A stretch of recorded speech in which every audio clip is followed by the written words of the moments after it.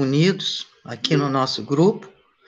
E hoje nós vamos abordar um tema transdisciplinar, podemos dizer assim, né? Muito voltado à medicina da conservação, e que a organização desse tema teve uma grande participação, não só da Giovana, Rosane, e também da Karina. Então, eu vou agora passar a palavra à Giovana, que vai conduzir o nosso trabalho, e nós estaremos aqui ao lado sempre que necessário e sempre que chamados. Então, com a palavra, Giovana. Boa noite, Giovana. Oi, gente, boa noite. Vocês conseguem me ouvir bem? Então tá. Sim. Então, hoje a gente vai falar um pouquinho sobre o coral-sol e como ele tem impactado a vida marinha. A gente vai começar relembrando um pouco dos conceitos de bioinvasão que a gente já viu nas reuniões passadas, a gente vai relembrar um pouquinho. Depois a gente vai passar alguns vídeos sobre o tema e depois a gente vai abrir para debate. Se vocês tiverem alguma coisa para falar durante os vídeos, vocês podem botar no chat que a Karina vai ler. Mas aí também depois, se vocês quiserem se sentir à vontade, pode abrir o microfone e falar. Pode todo mundo participar, que vai ser legal. Eu vou abrir o slide agora. Aí vocês me falam se tá aparecendo direitinho, porque eu não sei mexer nisso muito bem, não.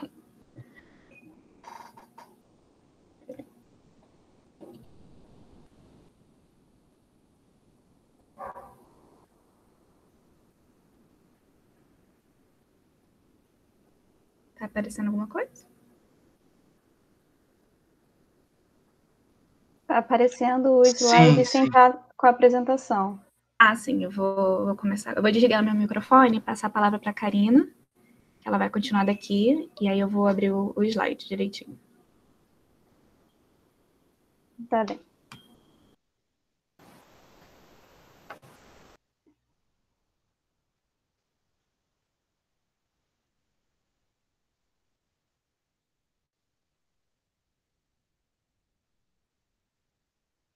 Bem, gente, então vamos começar. Eu vou ajudar aqui a fazer essa mediação pelo chat. Sintam-se à vontade para abrir o microfone se quiserem.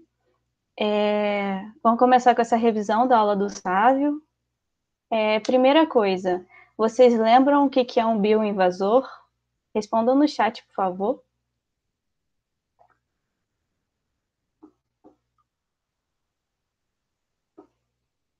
Vamos, gente, é um debate. Vamos ajudar aí. Bota a definição aí no chat, se alguém lembra. Pode escrever mais ou menos, a gente se complementa. Hoje é interativo, gente. Vamos lá. Vamos me ajudar.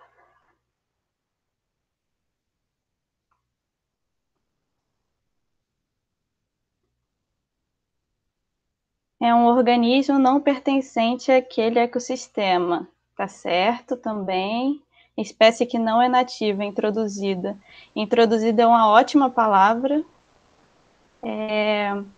Pode botar aí, Giovana, a definição certinha. Pode vir por ação antrópica ou não, espécie que ameaça o ecossistema e outras espécies. É exatamente isso, gente. Aí a definição na tela é uma espécie que, através da influência humana, de forma proposital ou acidental, alcança um ambiente que está fora do seu local de ocorrência natural e consegue expandir sua distribuição geográfica nesse novo ambiente.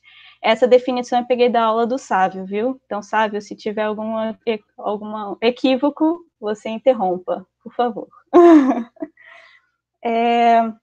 Então, gente, é uma espécie que normalmente, pela introdução do homem, ela acaba colonizando um espaço e afetando o ecossistema local, principalmente. Para essa espécie conseguir colonizar, vocês lembram os 3 filtros que elas têm que passar para conseguir colonizar um ambiente novo? Fala aí no chat. Quero os 3 filtros, hein, gente? Pode ir mandando um por um. Sem pressão.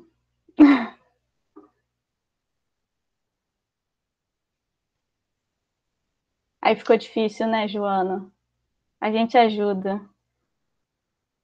Primeiro, o que precisa, gente? Precisa ultrapassar barreiras geográficas, né? Então, primeiro é o biogeográfico.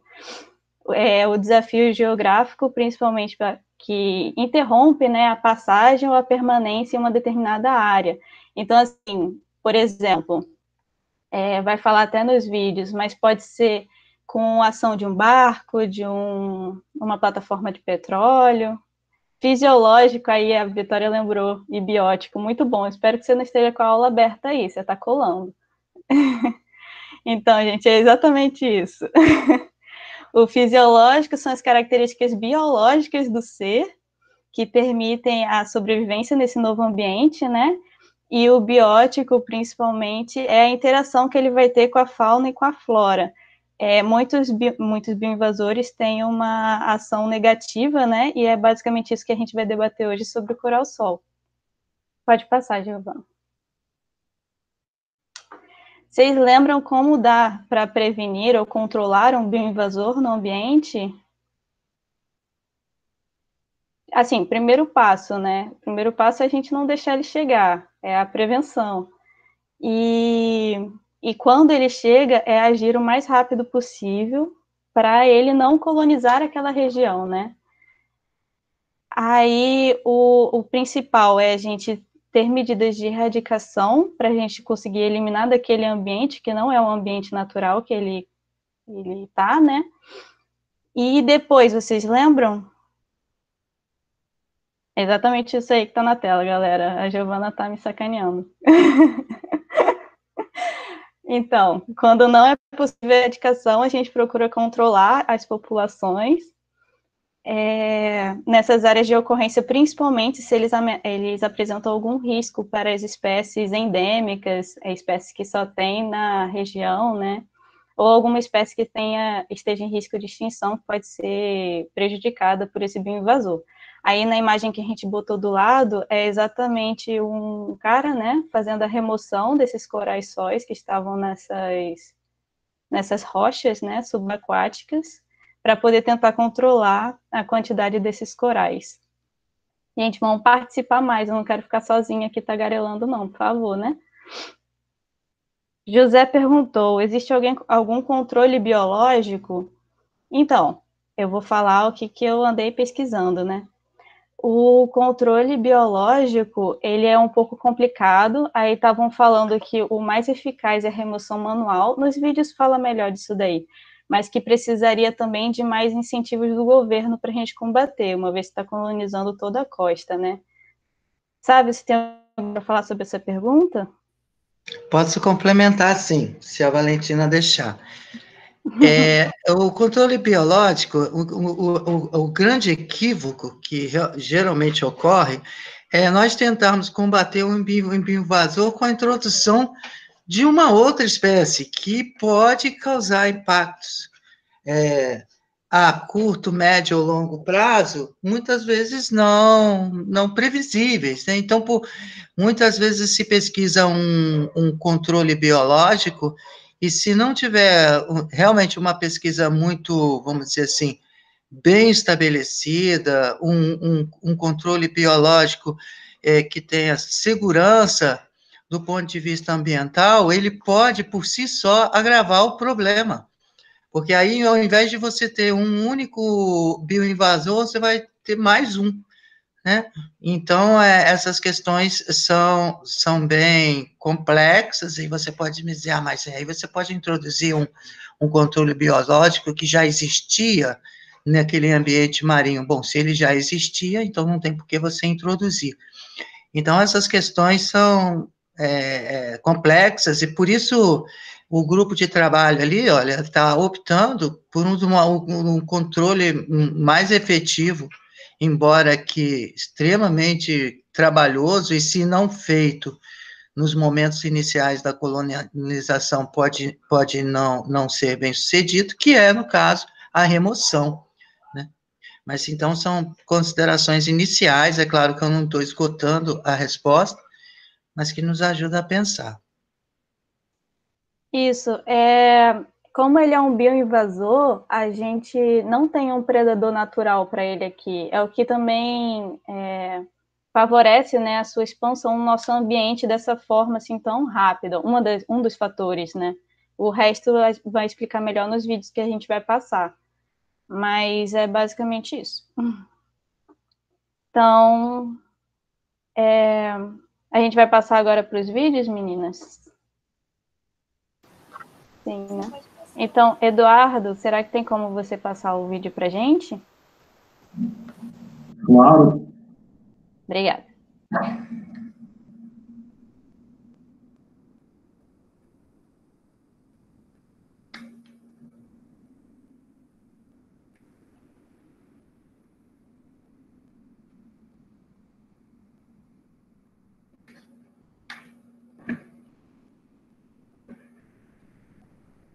É esse, né? Isso, esse mesmo.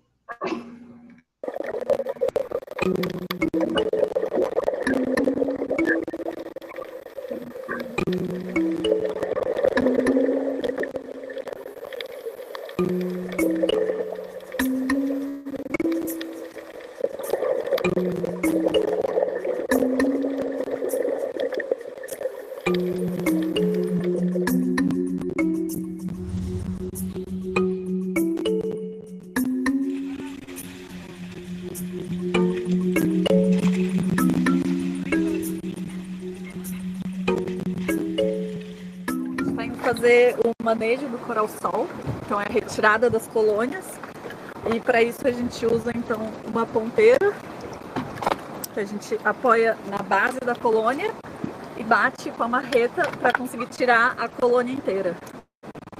A gente faz essa remoção para controlar a abundância, né, a densidade do coral-sol aqui no arquipélago, né, aqui em Alcatrazes, que já que ele é uma espécie invasora que se espalha muito rápido, essa remoção ajuda a manter a população controlada, de forma que ela não ocupe todo o espaço e tome o lugar das nossas espécies nativas.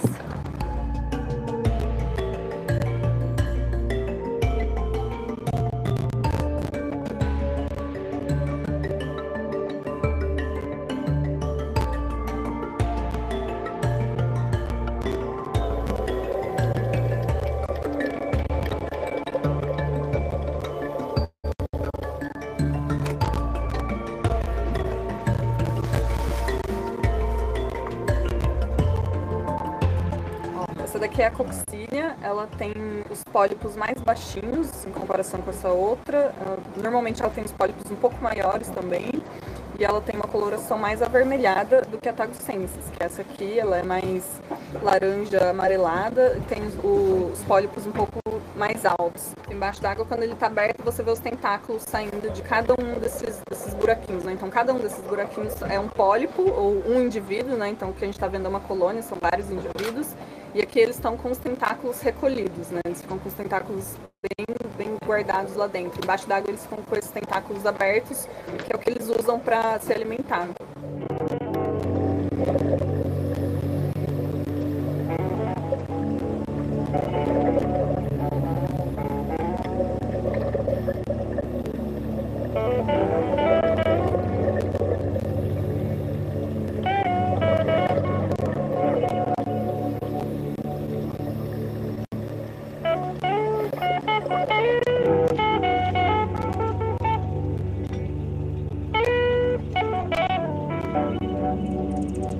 Essa é a quinta expedição de manejo e monitoramento do coral-sol, né? Essa espécie foi descoberta aqui no arquipélago de Alcatraz pela primeira vez em 2011. Em 2013, a unidade começou a fazer o manejo e monitoramento dela com a retirada manual, que vocês puderam acompanhar, né? E desde então, já foram retiradas, até a última expedição, né, que foi a quarta, 250 mil colônias, mais de 200 quilos de coral-sol, e a gente continua nesse trabalho. A gente tem o apoio da WWF para a realização das expedições, mas independente disso a gente faz o manejo rotineiro como atividade da própria unidade.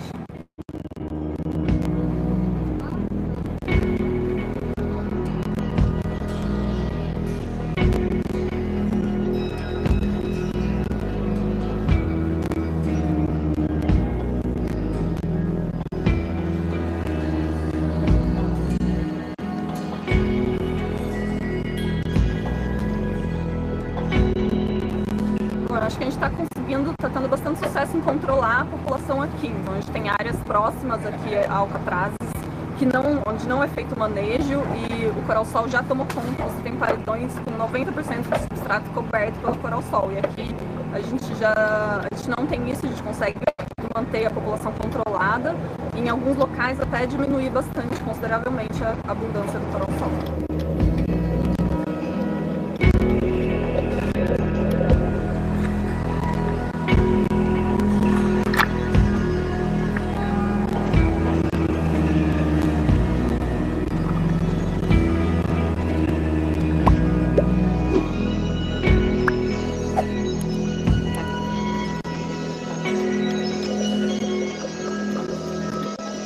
Pode interromper, Eduardo. Obrigada.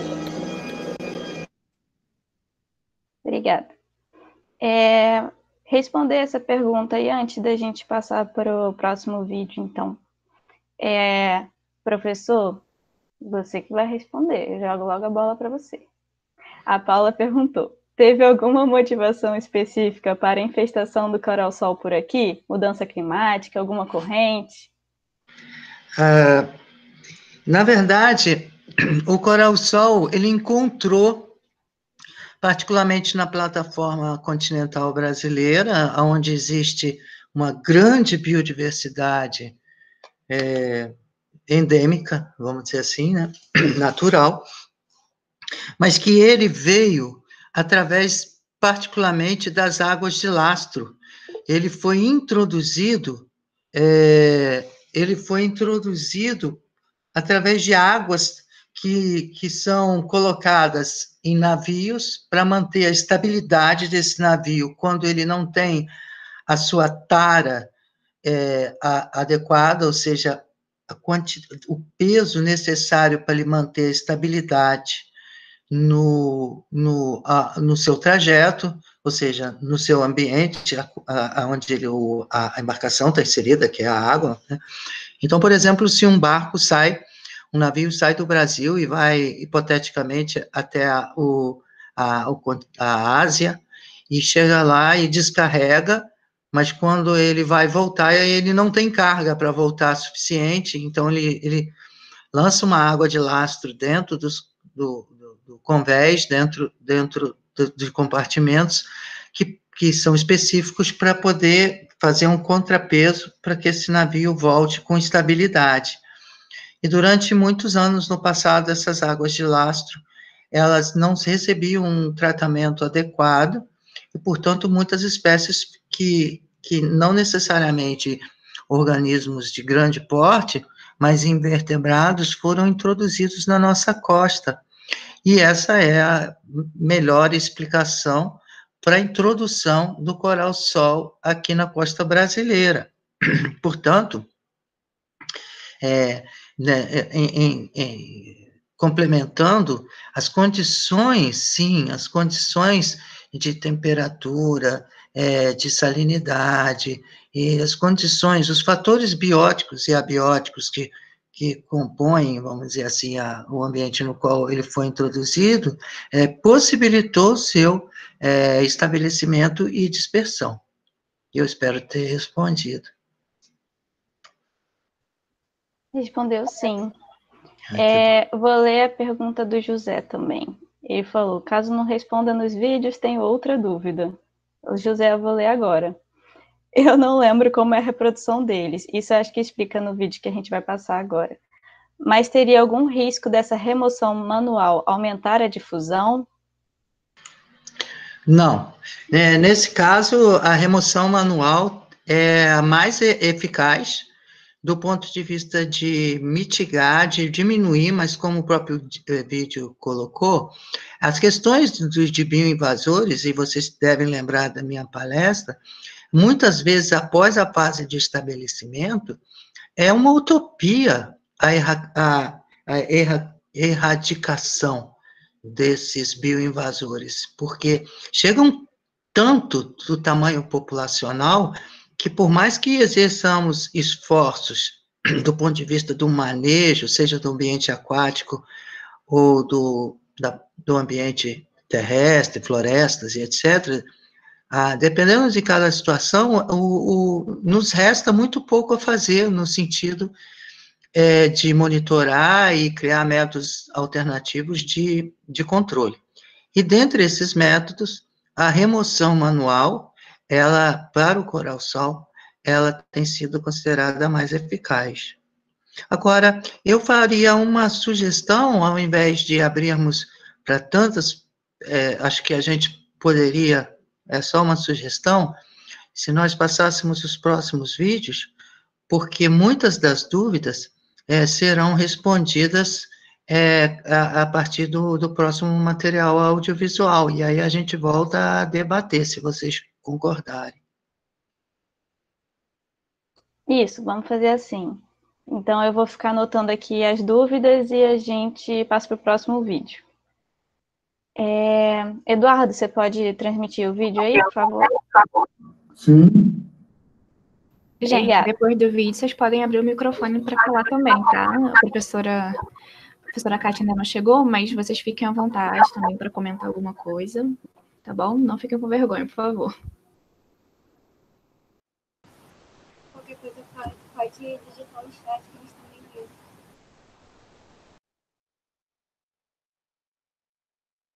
Enquanto está começando, eu só vou pedir para vocês conferirem o microfone, que parece que tem alguém com o microfone aberto. Obrigado. Pô, tem duas mãos, ó.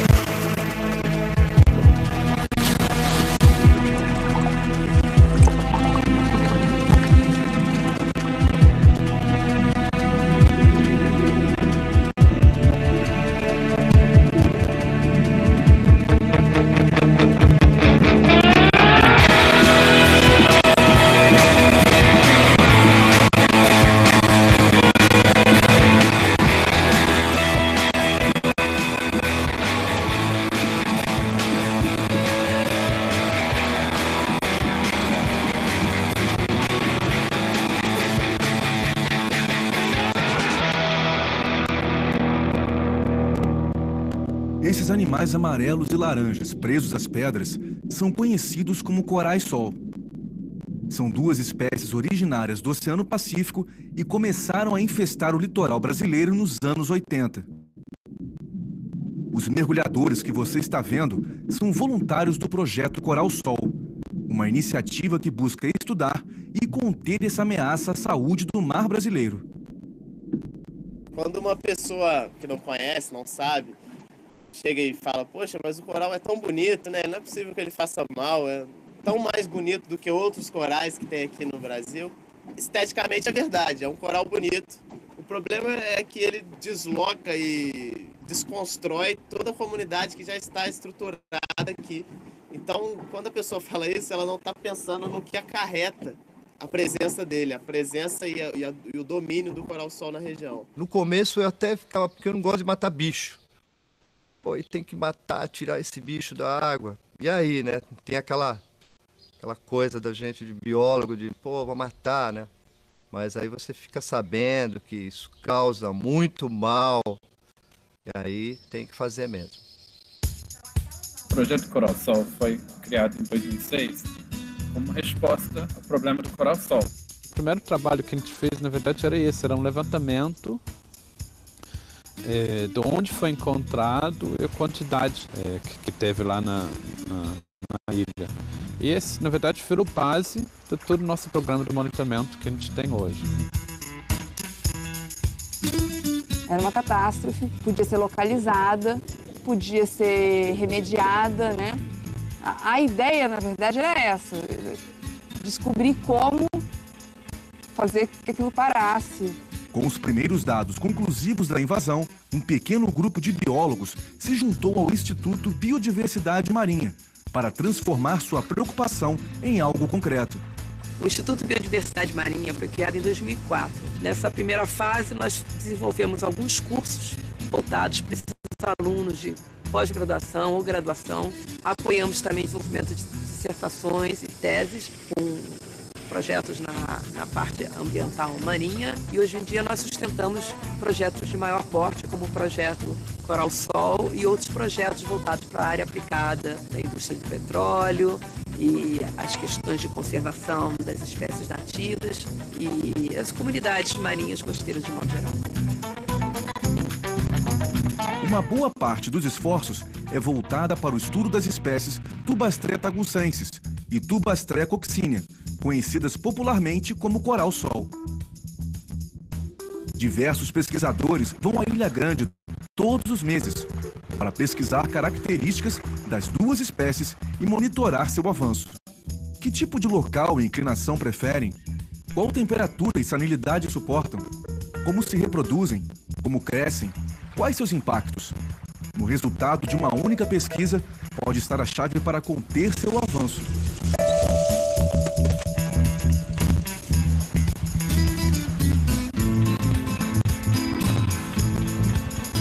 Mas boa parte das atividades do projeto não tem a ver com biologia marinha.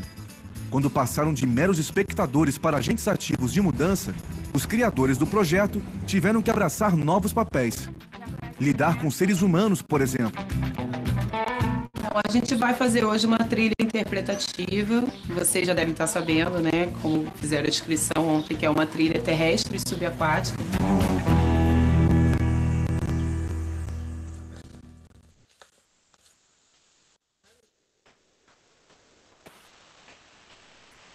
Vocês vão poder observar mais coral-sol e vocês vão ver como muda o ambiente, ele passa a dominar. Você tem muito mais amarelo e laranja ali, né?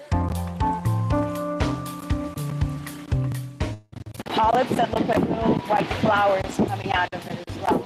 So I hope that the water will collaborate with us. It came from the Pacific, it's not supposed to be here, and it's destroying the natural corals and life in the water at Ilha Grande. So the project is trying to preserve the original ecosystem. Cara, eu achei muito irado o coral-sol, eu achei ele lindo. Pena que é uma praga.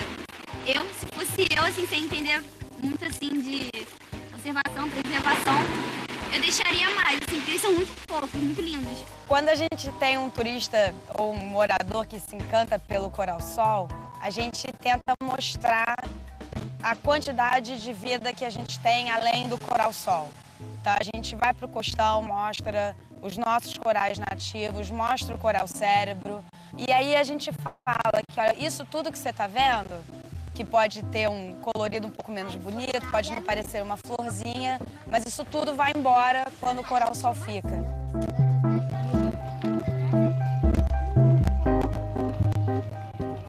Explicar o problema àqueles que vivem na ilha o ano inteiro e às vezes dependem diretamente do mar para ganhar a vida é tão importante quanto conscientizar os visitantes ocasionais.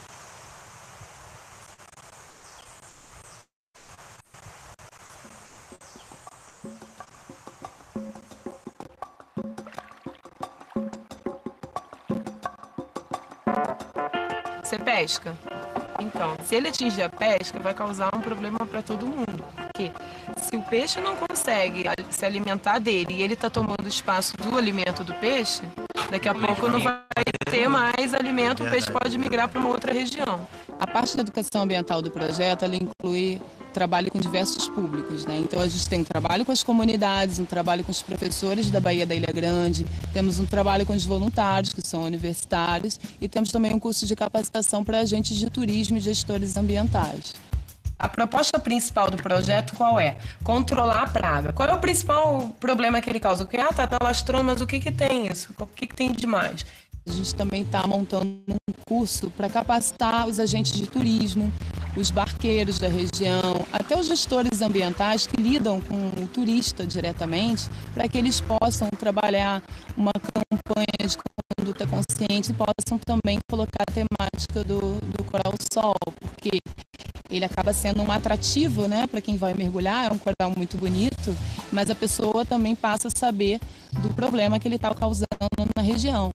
Ele vai afetar bastante a atratividade do mergulho. Imagine um turista que está vindo aqui para mergulhar, para ver vida marinha, ele vai ver uma floresta de coral-sol, tem muito pouca diversidade de peixes e tal. O mergulhador vai se desinteressar e vai afetar o meu negócio. Conscientizar as pessoas para o problema é importante para criar uma rede de vigilância ao longo do extenso litoral brasileiro. A gente tem um serviço de disque denúncia que funciona assim. O cara liga e fala que achou, identifica, e aí nós vamos lá monitorar e ver se realmente é o coral-sol. Pessoa que acha que eles registraram, encontraram um coral-sol, pode mandar e-mail pra gente, entrar em contato com a gente e a gente retorna o contato e pede mais informações e, se necessário, a gente até manda uma equipe para verificar, né? Nós conseguimos medir o tamanho do impacto porque nós conseguimos medir a área que esses corais ocupam e a quantidade de colônias de cada coral em cada área, em cada local. E o principal objetivo desse programa de monitoramento é mapear a distribuição e acompanhar a expansão geográfica desses corais invasores no nosso litoral. Depois a gente reúne todas essas informações para obter um panorama da situação geral de cada área. Dessa forma, a gente consegue avaliar o aumento da área ocupada por esses corais. Em todos os lugares em que o coral-sol está chegando, é teoricamente possível erradicar a espécie. Mas em casos como o da Ilha Grande, em que a introdução é antiga e a espécie já está presente em grandes extensões, é possível apenas deter seu avanço agora, controlá-la constantemente até que se descubra alguma solução definitiva. É aí que entram os catadores participando das jornadas de remoção. Em 2012, o projeto Coral-Sol conseguiu uma autorização do Ministério da Pesca e Aquicultura para extrair e comercializar o coral-sol no Brasil. Algo que seria impossível com corais nativos, é claro.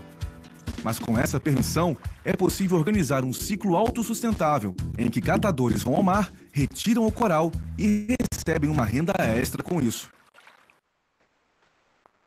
Não é qualquer um que pode tirar, retirar e comercializar. Isso tem um controle, né? Contagem de espécies e tudo mais. Estou catando coral desde setembro de 2011. Eu quis participar do projeto Coral-Sol porque justamente para a gente poder controlar essa espécie invasora, né? Coral é bom para mim como artesã porque é uma matéria-prima nova, né? E as peças que eu faço, os mosaicos com o coral também valoriza. Então ficam os trabalhos muito bonitos, porque você pode misturar dois tipos de materiais diferentes, criar várias coisas em cima do coral.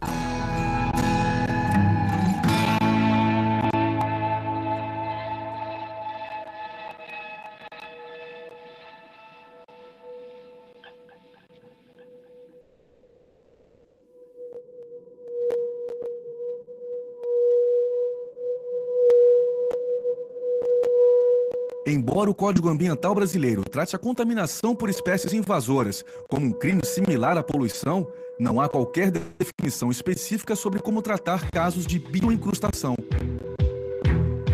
Monitorar o crescimento da espécie e remover manualmente as colônias são passos importantes, mas podem se tornar inúteis sem uma atuação governamental mais incisiva.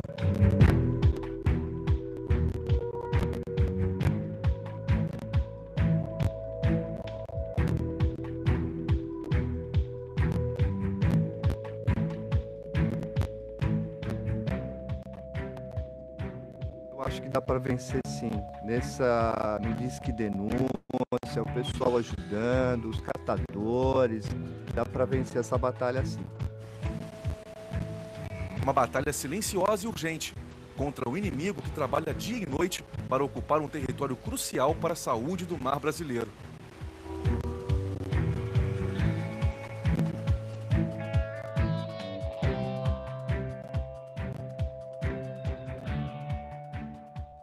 Pode parar, Eduardo. Obrigada.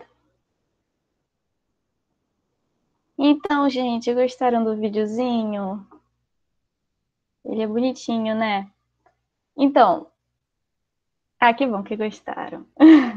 Eu tinha essa imagem do coral. Nossa, ele é tão bonitinho. Aí depois eu comecei a pesquisar e fiquei, nossa, é bonitinho, mas é traiçoeiro. Aí é importante a gente saber, porque é que nem aquela menina falou, né? Ela, se eu não soubesse que ele é um bioinvasor, eu ia deixar ele sempre. Mas agora que eu sei, realmente é melhor a gente dar valor aos nossos corais que não são tão bonitos, mas que fazem a maior diferença. Então, gente, principalmente o coral-sol, eu também acho esse projeto muito legal. O coral-sol, ele se reproduz liberando as larvas pelos coralitos, né? Eu acho que não falou isso no vídeo. E aí elas ficam vagando pelo oceano até encontrar algum lugar para se assentar, que normalmente é num costão rochoso, né? É muito o que acontece em Alcatraz e em Ilha Grande, principalmente, são os vídeos que a gente mostrou, né? Tem muito substrato, né, para eles se prenderem e acabam colonizando as regiões. Eu não sei se respondeu a pergunta da Amanda. Ela perguntou, depois de recolher esses corais, como é feito o descarte? Nos vídeos mostra que principalmente é feito, eles vendem, né, para usar como artesanato, essas coisas. Parte deles também é dado para pesquisa. E tem toda essa parte de controle, né? Faz a contagem das colônias e tudo para ver como é que está o grau da bioinvasão. Mas eu realmente não sei dizer se tem uma outra forma de descarte, sabe? Você sabe? Oi, gente. Não, basicamente você abordou o grosso, né? De que o material é direcionado, né? Essa parte de artesanato, então, é muito interessante e uma demanda bastante expressiva. Isso. É bom a gente saber também. Vocês não estão mandando pergunta, eu vou ficar tagarelando, gente. Então vamos colaborar aí, que agora está na hora do debate. A Brenda mandou. Não sei se perdi essa informação no vídeo, mas ele é tóxico para os nossos peixes ou só não é atrativo? Brenda, tem uma coisa muito legal sobre ele que não é legal para a gente. Ele libera compostos alelopáticos, que são compostos, tipo toxinas, que interagem com os peixes e outros corais e vegetações da região, que impede que eles se desenvolvam, né? Então, ele acaba danificando muito o ecossistema, né? Basicamente. Vocês têm alguma coisa para acrescentar? Eu acho que ele afeta também porque, como ele vai acabando com a biodiversidade local, os recifes são muito utilizados para proteção dos peixes e tal também. Então, como ele vai acabando com os recifes naturais dali, vai tirando essa proteção natural dos peixes e isso acaba expondo eles mais para os predadores. E também comentou no vídeo que eles usam substratos que seriam de alimento para os outros animais. Então, eles acabam diminuindo os animais ali presentes. Eu acho que tem isso também. Se vocês quiserem acrescentar alguma coisa ou perguntar mais. Exatamente, Brenda, afeta indiretamente. Fala, Rosane. Não, é só lembrando que teve um vídeo que eu assisti que eles falavam que tem um coral cérebro que ele fica em Alcatraz. E aí, esses corais sol, ele libera essa toxina que pode causar necrose nesses corais que só tem ali, que são endêmicos naquele local. É isso que eu queria relembrar, que é uma das espécies que está sendo prejudicada com a presença deles. Só isso que eu lembrei. Isso. Você conseguiu ouvir, Vitória? Você falou para ela falar mais alto, não sei se você conseguiu ouvir direitinho. Então tá bom. Então, Sávio, você tem alguma coisa para comentar sobre? Ou Giovana, que abriu o microfone? Giovana está com o microfone desligado, se ela quiser comentar. Não, eu só ia comentar que, como a Rosane comentou sobre Alcatrazes, que lá é uma região que abriga espécies endêmicas e de distribuição restrita, né? Então, com o coral-sol lá, vai afetando, vai crescendo ao longo da cadeia trófica e vai afetando essas espécies. E algumas espécies afetadas são, eu tenho aqui anotado só um minutinho, tem a tartaruga de pente, tartaruga verde, a garoupa, tubarão-martelo, raia-manta, baleia de bride, ou de bride, eu não sei como se pronuncia, tem a baleia de Bart e uma série de outros invertebrados marinhos também. Então, assim, parece que é uma coisa pequena, mas ao longo de toda a cadeia vai afetando os animais maiores e que geralmente a gente se importa mais, né? Era só isso. Eu, então, vou complementar algumas questões, mas só mesmo contextualizando o que já foi dito, e uma reflexão até onde nós chegamos, né? Eu acredito que vocês devam refletir sobre o quão é importante, antes da ação, isso a gente já discutiu aqui, eu firmei muito o pé, é a conscientização.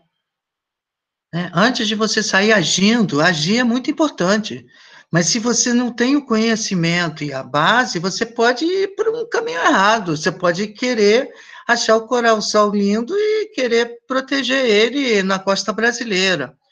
Então, a importância do senso crítico, a importância do aprofundamento das questões conceituais. Dentre elas, por exemplo, quando a gente está tratando de bioinvasão, aqueles conceitos que nós tratamos lá no início, na introdução do nosso encontro sobre bioinvasores, como é importante agora para a gente perceber uma ação prática, uma questão prática, que nós estamos debatendo aqui, né? Ninguém está dizendo para vocês, olha, ele é legal, ele não é, não. A gente está debatendo e vocês estão chegando às conclusões, até no chat a gente vê, nossa, ele era tão fofinho, nossa, eu não acho mais tão fofinho assim. E eu digo, claro, ele é muito fofinho, mas quando ele está no ambiente do qual ele coevoluiu, e ele, ao invés de causar dano, ele está dentro de um equilíbrio dinâmico daqueles ecossistemas, no qual ele se faz importante, mas não aqui. Então, essas percepções são muito interessantes, e quem vem participando do GEAS, hoje tem essa noção. Muitas vezes você pergunta, poxa, mas nós vamos discutir o coral-sol, o que isso tem a ver com a veterinária? E dentre essas questões, eu poderia falar bastante aqui, né? E uma delas é que a questão, para início de conversa, é uma questão transdisciplinar que envolve toda uma cadeia alimentar com diversos, vamos dizer assim, fatores bióticos, animais, que tradicionalmente pode ser de interesse da veterinária ou não, mas nós temos que lembrar que nós temos a disciplina de aquicultura, nós temos que lembrar que a ecologia, de uma forma geral, é uma disciplina transdisciplinar, e nós temos onde contribuir. Nós temos que lembrar que, através do nosso próprio Conselho Federal, criado em 1968, se diz que a biologia geral e a zoologia são competências também do médico veterinário. Nós temos que considerar que não só os vertebrados, mas os invertebrados, e a conservação principalmente, porque o que nós estamos tratando aqui é de medicina da conservação, é de biologia da conservação, são conceitos que se entrelaçam, né, como a própria ecologia da paisagem também se entrelaça, mas a medicina da conservação, que ela tem uma interface entre matrizes, vamos falar assim, um conceito matemático, entre matrizes que representam a saúde animal, pensando aí no animal doméstico, a saúde ecossistêmica, ambiental, que inclui os animais selvagens ou silvestres, tanto marinhos quanto de qualquer outro ambiente, né, e a saúde humana. Então, quando a gente pensa em medicina da conservação, ou como eu gosto de chamar, medicina conservacionista, a medicina de animais selvagens, ela está dentro desse contexto. Então, por isso, esse assunto nos é pertinente. E eu poderia continuar discernindo sobre essas questões de ser ou não pertinente, se nós pensarmos que a faculdade veterinária, por exemplo, tem um departamento reconhecido, não só na América do Sul, mas reconhecido internacionalmente pelo seu histórico, que é o Departamento de Tecnologia de Alimentos, né, que é uma das grandes, vamos dizer assim, frentes da nossa unidade. E se você pensar que o coral-sol pode exterminar ou afetar populações expressivas dos peixes e dos organismos aquáticos, nós vamos fazer tecnologia de alimento de quê, né? Se a gente não entende a cadeia ecológica e acha que isso não é assunto nosso, né? Então nós não temos tecnologia de nada, né? Porque não vamos ter matéria-prima. Então, as questões existem muitas interfaces. Essa é uma abordagem que eu gostaria de fazer, já que eu estou com a palavra, eu vou falar mais um pouquinho.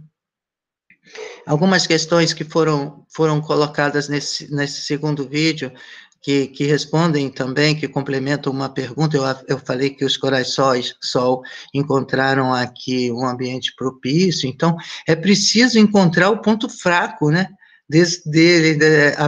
as emoções estão sendo trabalhadas ao mesmo tempo que se tenta descobrir uma fragilidade, seja ela através das diferenças de salinidade, enfim, ou algum ponto fraco que possa ser, vamos dizer assim, dentro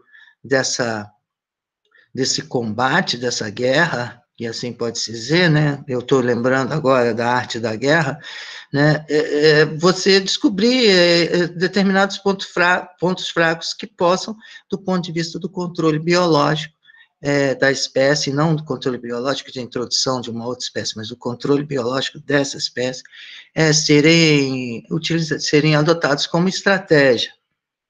E uma das questões que realmente, para nós, conservacionistas, médicos veterinários, biólogos, que atuam na área ambiental, é que, não sei se vocês perceberam, que o coral-sol ele foi introduzido, há um consenso que ele foi introduzido provavelmente na década de 80, e particularmente nessa área aí próximo à Ilha Grande. Reparem vocês, antes que eu me perca, vou fazer um parênteses aqui, que essas áreas que os vídeos estão tratando, por a Ilha Grande, o que me responde, abre o microfone, o que a Ilha Grande é do ponto de vista de proteção ambiental, como área? O que ele é?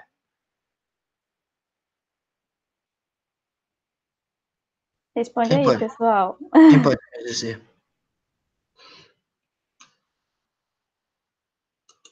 É só bonitinho? É só lindo? É só um lugar bacana de acampar? O que ele é?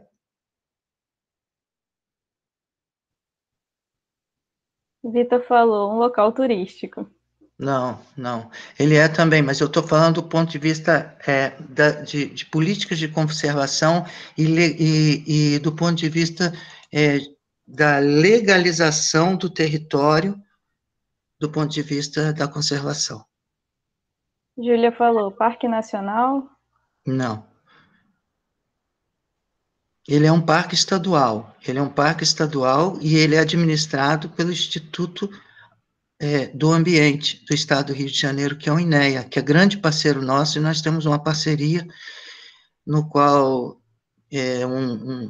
poucos professores se uniram e fizeram essa parceria, né, no qual eu me incluo.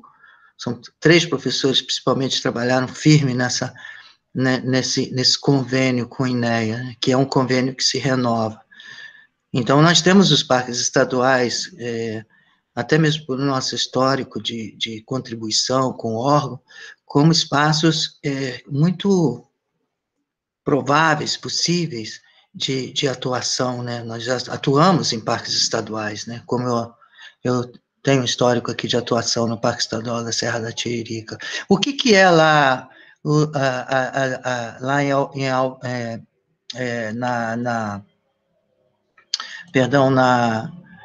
no arquipélago de Alcatrazes. De Alcatraz. O que é lá? Alcatraz, ele contempla 2 unidades de conservação do âmbito federal, e elas são um refúgio de vida silvestre e uma estação ecológica. E eu pergunto para vocês sabem o que é isso? E aí eu pergunto mais uma vez, quem quer trabalhar com conservação e é médico veterinário para trabalhar in situ, ele deve entender em que espaço, né, ele está atuando, o que é aquilo, né? É como se você vai trabalhar numa escola e não sabe nem o nome da escola, ou você não sabe qual a linha que aquela escola... E a mesma coisa, essas áreas protegidas, cada uma delas tem uma característica. Por isso é importante a nossa proposta de falar sobre o Sistema Nacional de Unidades de Conservação em breve. Mas não é só isso.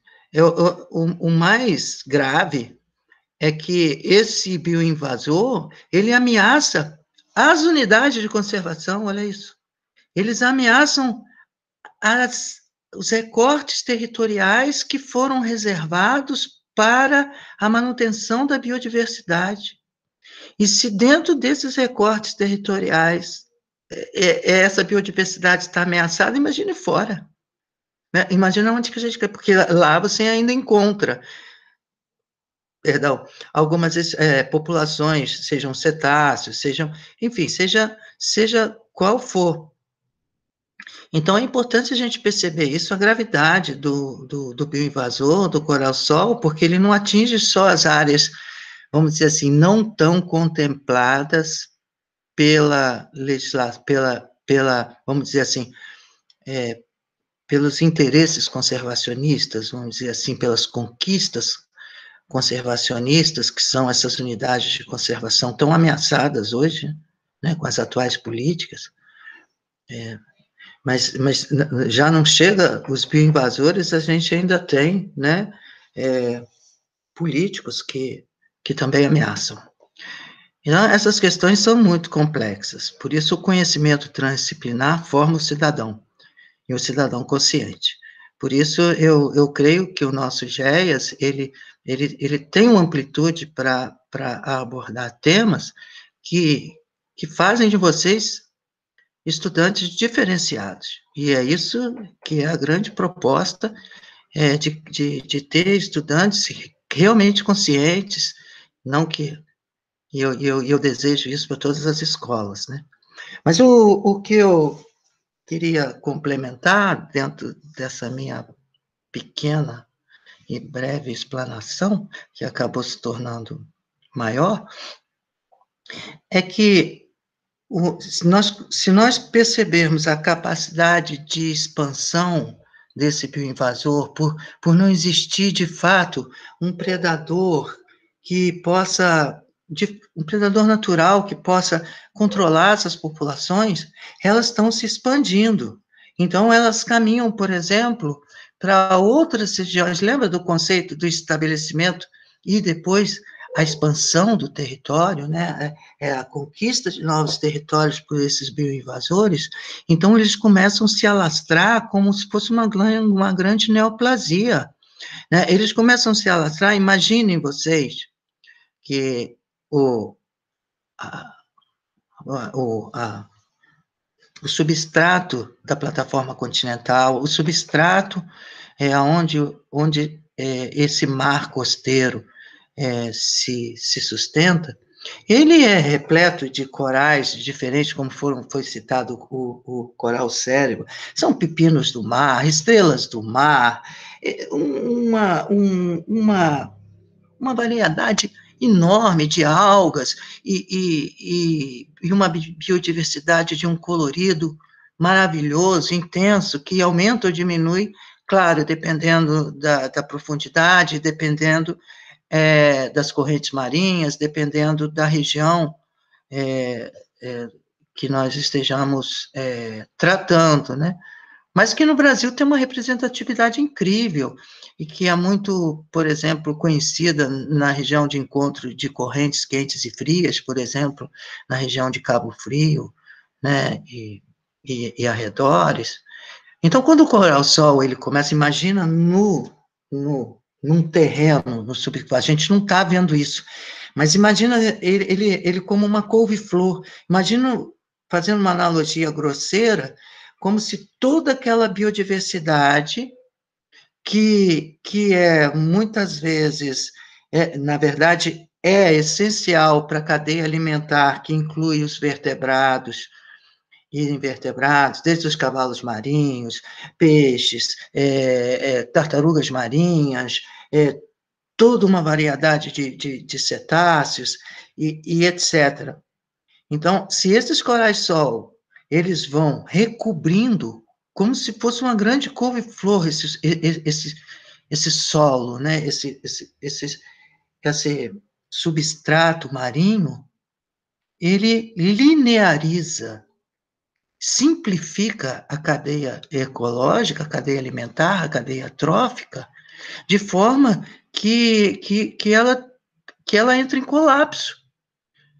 Porque ninguém vive de energia cósmica. Os peixes não vivem.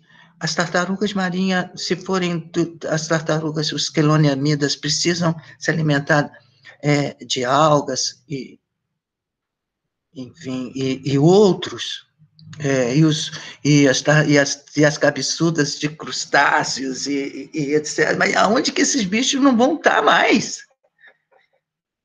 E a gente fala assim, vamos proteger Abrolhos, porque é uma região que, por exemplo, chegam as baleias jubarte, elas passam por aqui, né? Se nós projetarmos essa possibilidade de efeito cascata, que vocês aprenderam o que é isso, a partir da expansão de um bioinvasor como esse, as próprias baleias podem estar ameaçadas, né? Ou seja, toda uma cadeia. Mas a baleia não alimenta aqui e tal, tá, vem para um outro contexto. Mas eu coloco, e essa discussão, enfim, ela não é bem assim, né? Porque toda a cadeia estaria comprometida e, na verdade, toda a diversidade biológica também.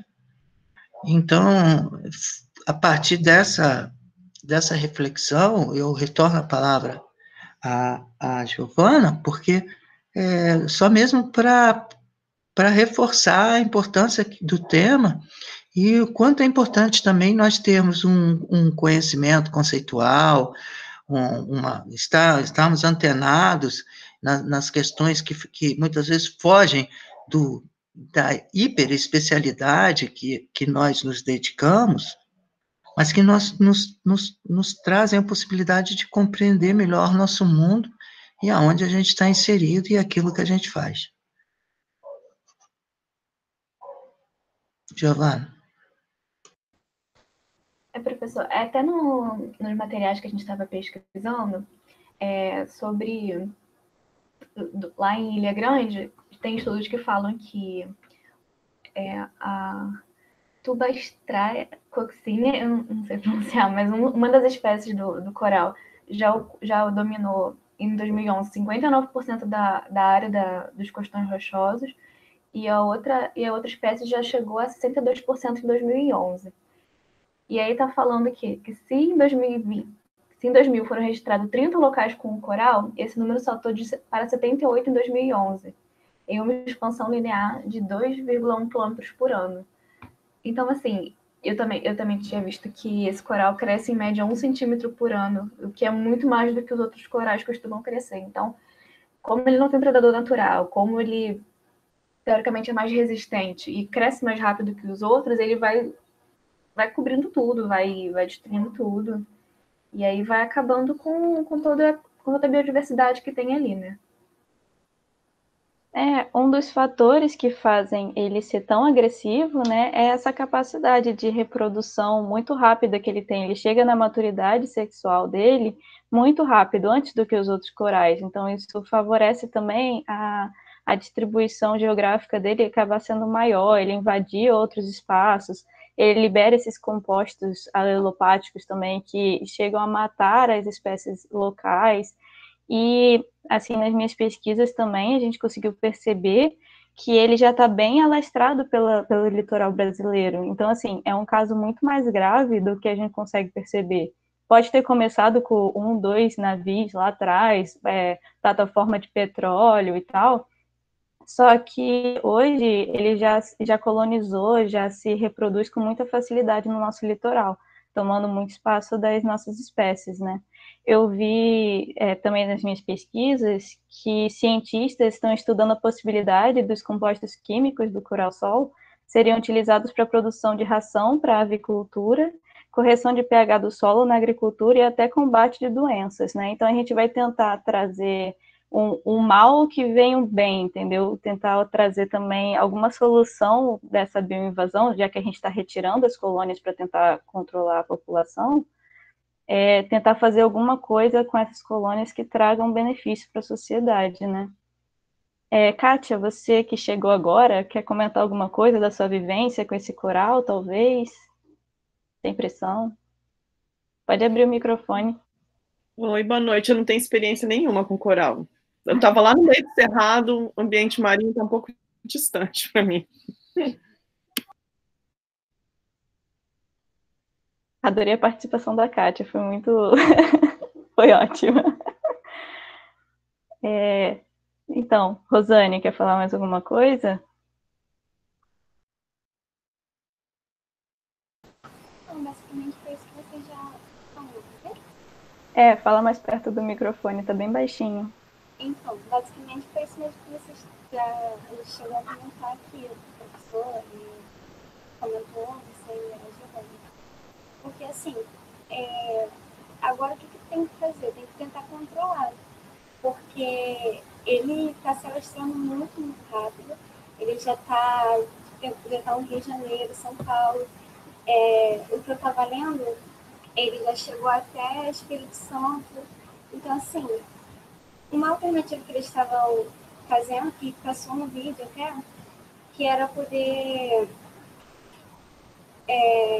mergulhadores ir nesses locais onde eles estão se alastrando e fazer retirada manual mesmo para tentar diminuir. Assim, é uma coisa de se pensar, porque eles já estão aqui há muito tempo. Estão desde 1900, desde a década de 80. Então, assim, a gente tem que parar e pensar que a gente tem que tentar arrumar alguma medida preventiva para essas coisas não chegar a acontecer. Como, na verdade, assim, os órgãos públicos, eles têm que tentar uma medida para evitar. É basicamente isso mesmo. Assim, não tem mais a acrescentar.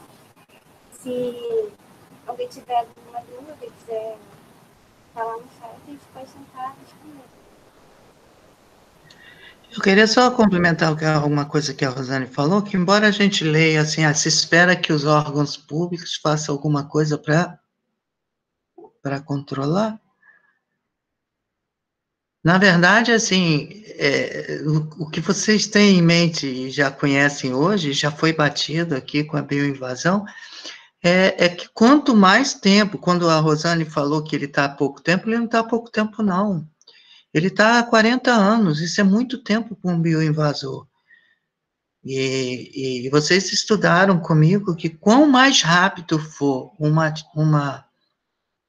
vamos dizer assim, uma intervenção do ponto de vista de controle e monitoramento de uma espécie exótica, mais chances se tem de sucesso daquela empreitada.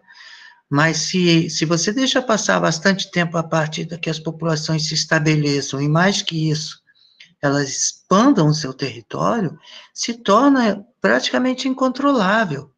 Então, é o que estava sendo dito no vídeo, né? É preciso, o que se tem hoje em mente é a possibilidade de fazer uma remoção manual no sentido de mitigar, ou seja, de parcialmente evitar que a explosão populacional seja ainda muito mais acelerada, muito maior, ao mesmo tempo que se faz necessárias pesquisas no sentido de se encontrar, perceber algumas fragilidades ou algum ponto em que se possa efetivar vamos dizer assim, um controle mais efetivo.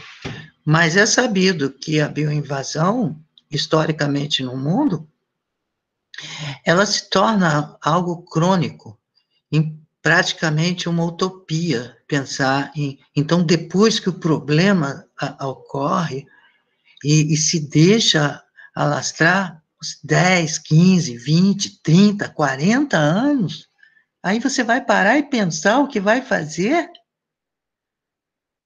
Isso não é política pública, né? Do ponto de vista, vamos falar de bioinvasão, né? Aí se dá muito tempo para que o bioinvasor expanda o seu território, né? E a Karina fez uma explanação, e eu ia fazer, na verdade, alguma consideração. Karina, você consegue sintetizar o que você disse agora há pouco? Os temas que você abordou? Eu acho que eu falei do que eles liberam na água, não é? Dos compostos alelopáticos. Falei da sua reprodução, que eles já colonizaram o litoral brasileiro. Falei do que cientistas estão estudando a possibilidade, né, de utilizar os compostos químicos do coral-sol de alguma forma. Eu acho que foi isso, não foi? Aí eu lembrei. E aí, quando você tratou isso, porque a gente, às vezes, tem uns lapsos de memória e tem um detalhe importante que é necessário apontar. Quando a gente fala que o coral cérebro, por exemplo, ele está desaparecendo por causa do coral-sol, duas coisas são importantes. Primeiro, que a maioria das pessoas nunca viu um coral-cérebro, e nem outra parte nunca ouviu nem falar. Que importância isso tem se você não conhece, se você nunca viu, se você nem sabe o que é, se você nem sabe... Então, assim, eu repito, isso reforça muito uma forma que nós trabalhamos, que é paralelo à pesquisa, ou seja, a publicação científica é a difusão científica. Porque é uma frase que se ilustra muito bem aqui.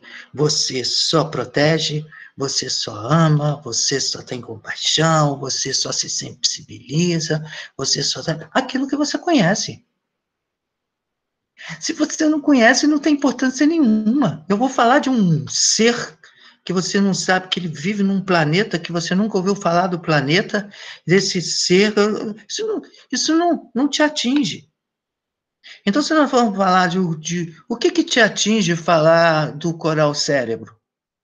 Agora, se você estudar os ecossistemas marinhos e perceber que ele é um dos elementos bióticos que participam desse equilíbrio, que coevoluiu dentro dessa diversidade, que é importante ser mantida para o equilíbrio dinâmico dessa representação biológica, vamos dizer assim, presente, você vai entender muito mais. Eu não estou falando de utilizar o coral-sol, porque aí poderia se pensar isso também, né? Utilizar o coral-sol, por exemplo, sei lá, eu vou chutar aqui uma hipótese, algum elemento químico que ele possa eliminar, ou que ele possa ter dessa estrutura, que possa ser importante do ponto de vista médico, eu não estou falando nem disso do viés utilitarista, assim, imediatista, né? Eu estou falando da nossa diversidade biológica. Então, assim, é importante a partir desta percepção, nós conhecermos o seguinte: qual é a importância do coral-sol? Imensa. Só que não nesse oceano. Do oceano onde ele coevoluiu, que ele pertence. Então, quando a gente vê os vídeos lá do Oceano Pacífico, na região asiática, o coral-sol lindo, maravilhoso. Foram visitar as unidades para conhecer o coral-sol, ele está lindo, maravilhoso lá. Aqui não é o lugar dele. Por isso é importante se conscientizar dessas questões, porque a sua função ecológica está lá onde ele milenarmente coevoluiu para ser o que ele é. Aqui ele vem tomando um aspecto de, vamos dizer assim, com um grande potencial de criar um efeito cascata na diversidade biológica, levando, como já foi comentado aqui, uma rarefação dessa diversidade biológica e, claro, fazendo um paralelo com os ambientes terrestres, isso dizia quase uma desertificação da vida no oceano, Então, ou seja, melhor dizendo, assim, uma rarefação da biodiversidade e um comprometimento enorme nesse contexto, que não afeta só as questões ecológicas. As questões ecológicas estão associadas às, vamos dizer assim, às relações entre sociedade e natureza, Quantas pessoas vivem do mar? Quantos pescadores vivem do peixe, Quanta gente vive do turismo? Quanta gente vive, de alguma maneira, dessa relação entre o mar e a sua subsistência? Então, são questões que vale a pena a gente refletir, tá bom? Eu queria comentar também do que a Brenda comentou aqui, sobre a gente não chamar tanta atenção, quer dizer, esses animais não chamarem tanta atenção por estarem meio escondidos. E aí eu acho que isso dá brecha para a gente falar sobre o que foi tratado no último vídeo, sobre a conscientização da população ali do local, com cursos e tal.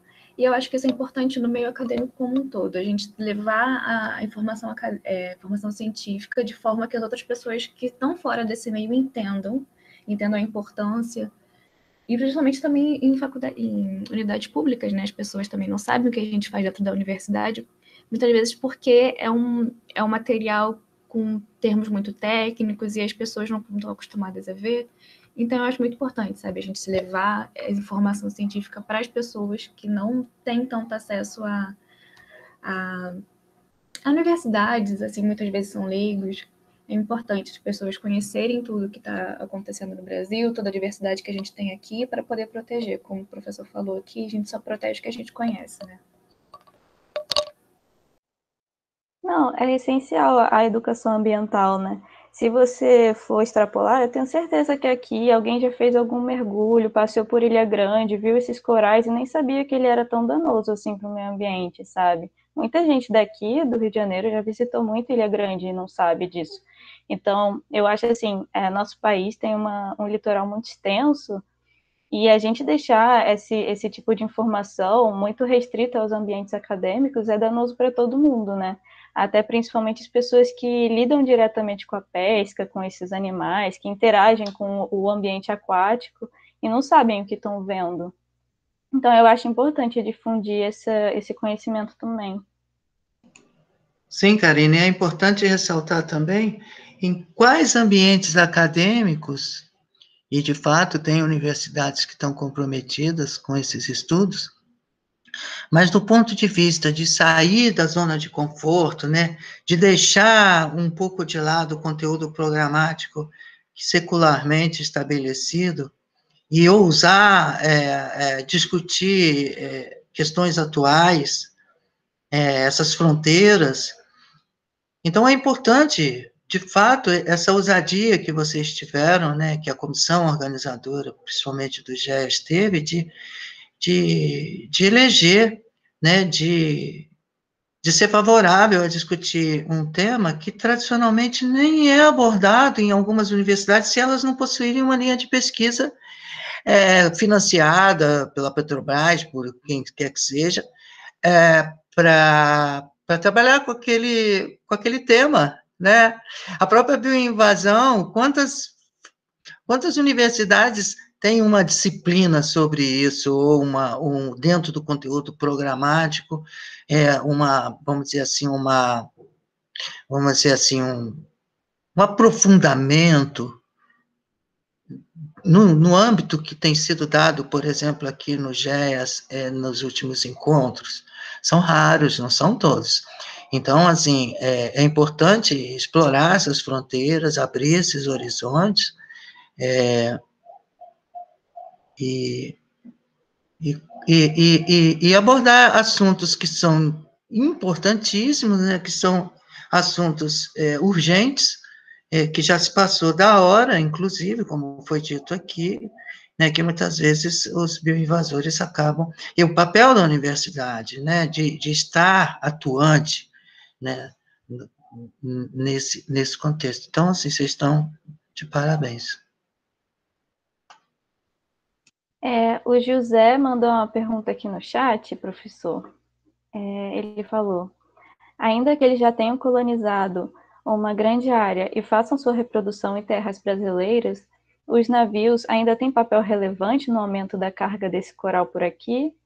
Não sei se eu perdi chegar a abordar isso, mas se tem relevância, o que deveria ser feito como medida profilática nesses navios? Vocês querem responder? Pode responder. Não, enfim, precisou que o problema se agravasse, ou seja, se ocorresse, as questões preventivas no passado, elas não eram tão rigorosas como é hoje. Então, a partir do reconhecimento desses problemas nas últimas décadas, a legislação se tornou mais rígida, as medidas fiscalizatórias muito mais rígidas do controle dessa água de lastro, porque ocorria no passado, muitas vezes, que essa água era despejada no nosso oceano sem nenhum tipo de tratamento, né? Então, esses micro-organismos aquáticos eram jogados vivos, né, dentro das nossas águas e com a grande possibilidade de se estabelecer. Hoje, a legislação é rigorosa, existe, vamos dizer assim, protocolos de controle dessa água de lastro, para que elas não sejam liberadas como era, e mais é evidente que acidentes podem acontecer, como ocorrem acidentes, por exemplo, com derrames de petróleo, nada é impossível do ponto de vista em se tratando, vamos falar unicamente dos acidentes, né? As possibilidades de ocorrer algo fora dos protocolos atuais mais, vamos dizer assim, rígidos no controle dessa água de lastro. Eu não sei se eu respondi. Respondeu sim. Alguém mais vai querer fazer algum comentário, alguma pergunta? Eu queria falar sim. Fala aí, Cristiane. Pois é, eu fui algumas vezes à Ilha Grande, com algumas turmas, fazer um trabalho de educação ambiental.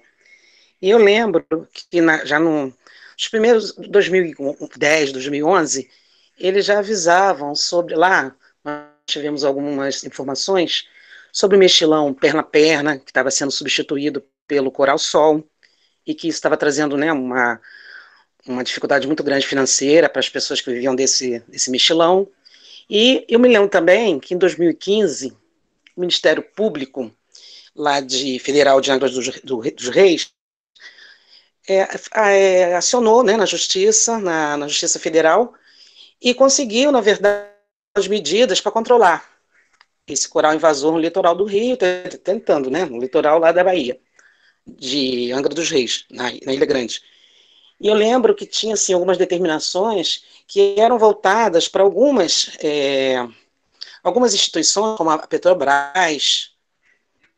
acho que tinha também a Vale, que ela tinha um terminal na ilha de Guaíba, e algumas outras instituições, ou Transpreto, sei lá, mais algumas coisas, que eles teriam que fazer um estudo, e também a partir desse estudo,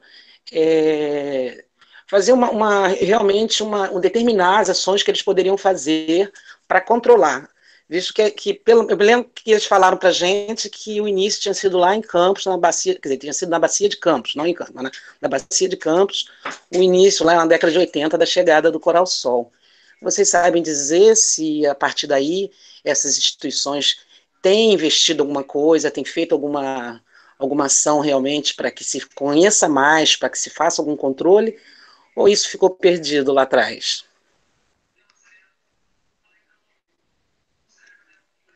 Professor Sábio, você vai responder? Quer que eu Não, responda? eu deixo que vocês fizeram uma pesquisa com um tempo muito curto, né? Um tema que nós não somos especialistas, mas nos atemos a estudar no sentido de compreender melhor os desafios da conservação. Então, se vocês quiserem se expressar, eu posso complementar de alguma forma, mas, por favor. Nas minhas pesquisas, eu vi que tem uma ação muito direta do ICMBio, né, no controle desses animais e na manutenção da biodiversidade do nosso litoral. E a UERJ também, pelo que eu vi, está juntando equipes, né, para fazer essa remoção também dos corais, principalmente em Ilha Grande. Assim, que eu tenha encontrado, eu não vi mais, eu não sei se tem outras, mas nas minhas pesquisas eu vi essas duas. Vocês sabem dizer, Rosane ou Giovana? É porque no que eu vi, na época, eu acompanhei até um pouco, até certo ponto, essas empresas, tipo uma Petrobras, né, que é uma empresa bastante forte no país, que ela teria que fazer esses estudos, e que eu entendi, pelo menos a minha interpretação, é que eles teriam que fazer algum tipo de financiamento.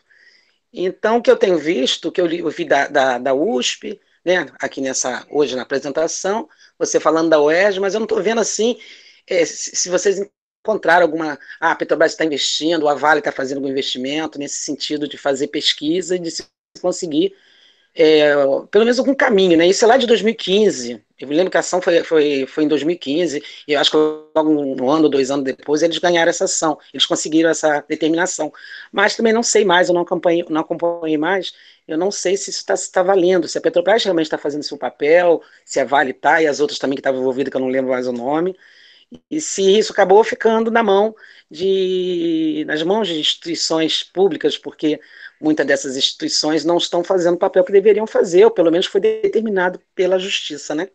Eu pelo menos entendi assim, né? Eu vou até pesquisar isso me deu mais curiosidade de novo. Valeu, obrigado. Então, Cristiane, se estão fazendo,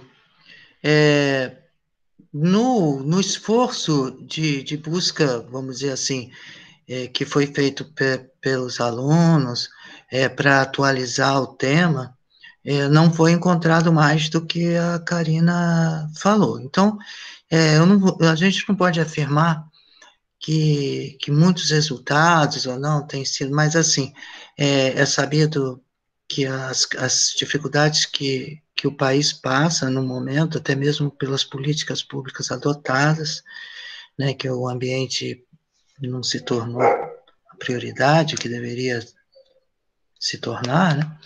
Mas nós fizemos uma busca dentro do tempo que nos era... que tínhamos, e não encontramos nada além do que a Karina já colocou, assim, se eles estão fazendo, não estão divulgando. Então, é uma resposta, assim, um pouco subjetiva, né? Porque eu não posso dizer que estão fazendo de portas fechadas, porque de porta fechada a gente não vê. Mas, do ponto de vista de difusão científica, nós não encontramos nada recente, tá? Além do que a Karina colocou aí, de alguma preocupação do ICMBio e ações que ela já pontuou. Ok, como foi uma questão judicial, eu acho que tem que ter algum desmembramento. Eu não sei se não teve, se parou no meio do caminho, mas eu vou dar uma pesquisada também. É até bom para, né, atiçar um pouquinho a curiosidade da gente, a lembrança. Foi até legal. Eu vou fazer isso também, vou dar uma pesquisada. Sim, Obrigada. e também eu tenho que testemunhar que quando a gente se empenhou a trazer esse tema para o GES, nós tivemos um tempo muito restrito para fazer a escolha desse material e uma revisão de literatura do que tem de mais novo. Então, o que a gente encontrou está aqui. Se você puder fazer essa busca mais profunda, com um pouco mais de tempo, só vai trazer benefícios para todos. Ok, vou fazer assim, deixa comigo. E aí bota no nosso grupo também, porque a sua dúvida é a dúvida de todo mundo, né? Aí bota no grupo para colaborar com a nossa pesquisa também.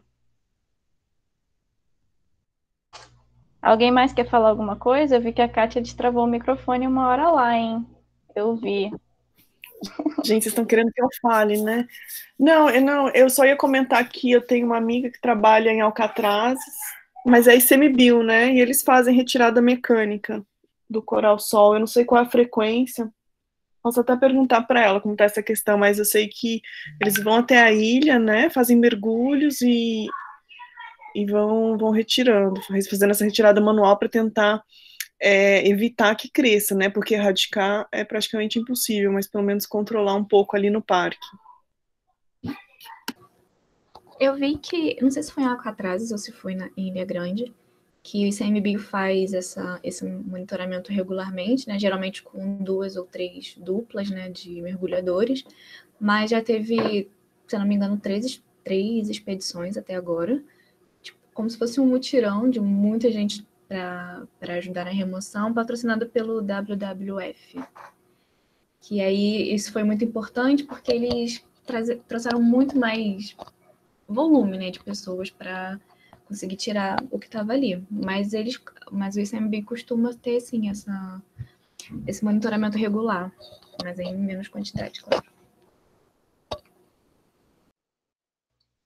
Obrigada, também é importante ressaltar, assim, como a conservação no país, né? Por exemplo, a gente congratula aqueles projetos que conseguem um apoio financeiro dentro do edital, com o apoio de uma empresa de porte nacional, como a Petrobras, mas fazer conservação no país é difícil, porque além dessas iniciativas que têm recursos para executar os projetos, existem muitos projetos que têm recursos mais escassos, né, mas que não deixam de estar trabalhando. De repente, não tem esse monte de camisa bonita, não tem, às vezes, um recurso, mas o Brasil tem muitos exemplos de profissionais que estão trabalhando em prol da biodiversidade, né? E que, de fato, seria interessante que houvesse mais editais de apoio para a conservação no país.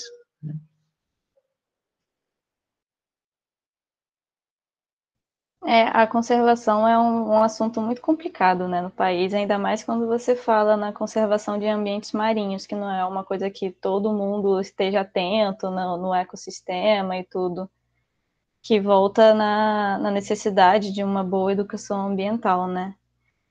Gente, vocês estão me deixando falando sozinha. Cadê vocês? Abre o microfone aí. Eu sou chata mesmo. Vitória me critica, mas não vi ela abrindo o microfone. Eu não tô te criticando, Karina, eu elogiei. A Vitória mandou um fofinho lá e depois continuou. Nossa, ele é fofinho, mas ele é malvado. E aí, como é que é isso, Vitória? Professor, eu achei aquele biólogo, né, que falou no início do segundo ou do primeiro vídeo, não lembro.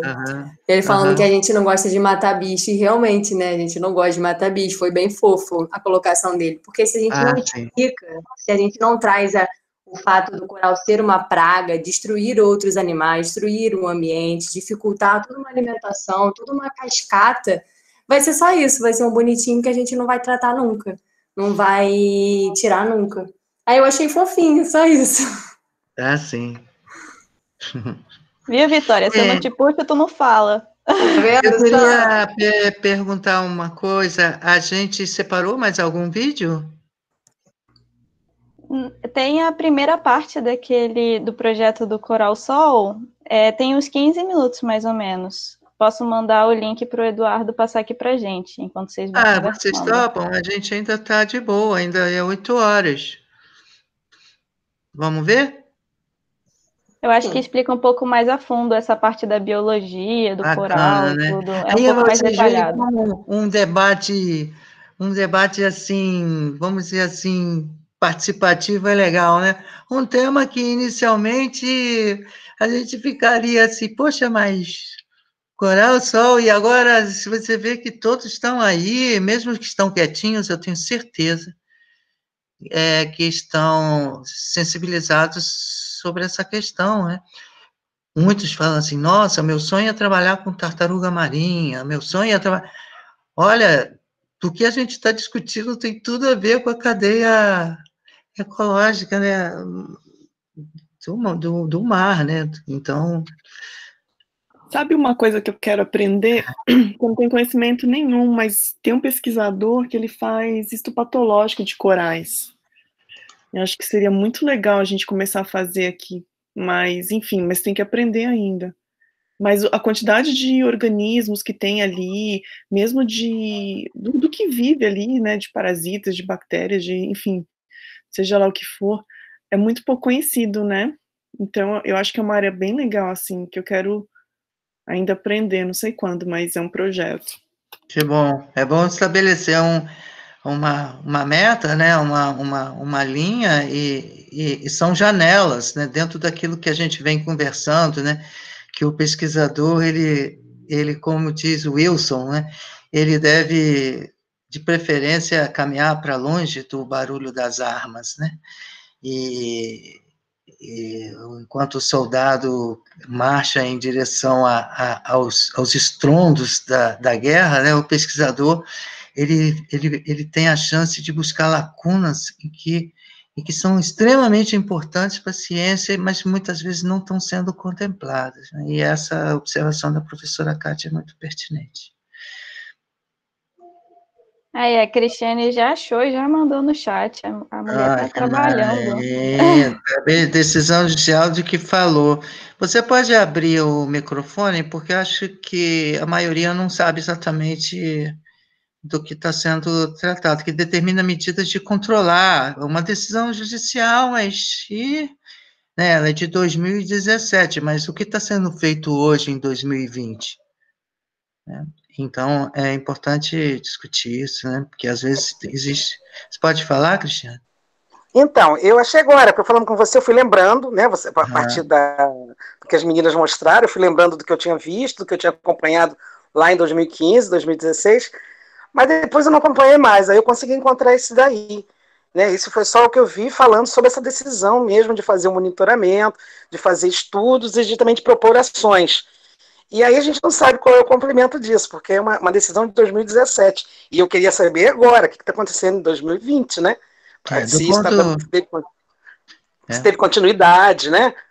Se existe uma ação judicial, alguma coisa teria que ser feito, né? Foi o Ministério Público Federal que pediu lá em Angra dos Reis. Então eu vou dar mais uma pesquisada.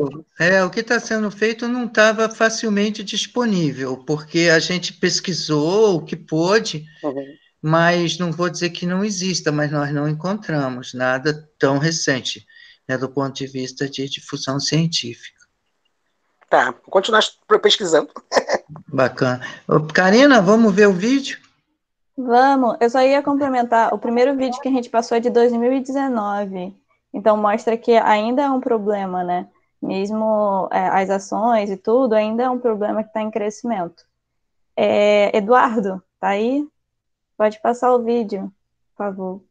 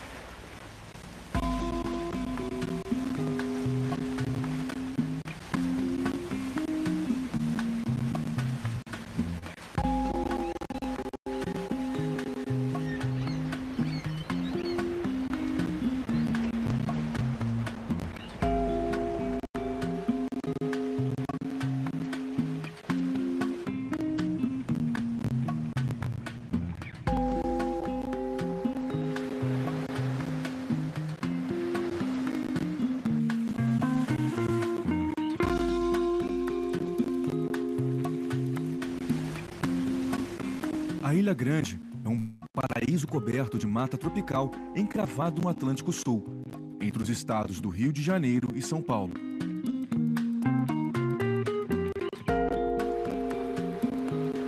Milhares de turistas visitam o parque estadual todos os anos para fazer trilhas e aproveitar as centenas de praias da região.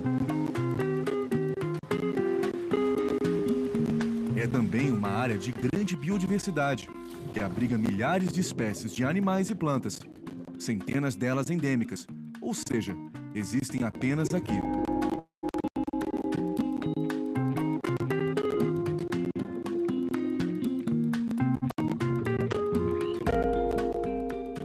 A natureza é um dos atrativos para os turistas, mas eles não são os únicos que vêm de longe.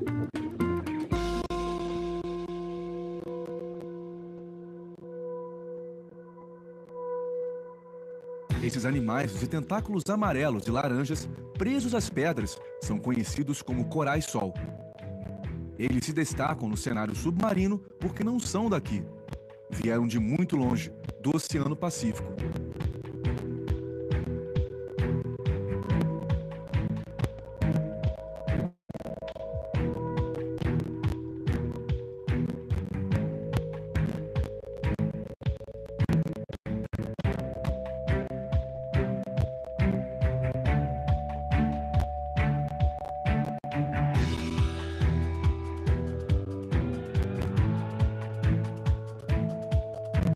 Sem dúvida, eles são bonitos, mas sua beleza esconde um risco sério.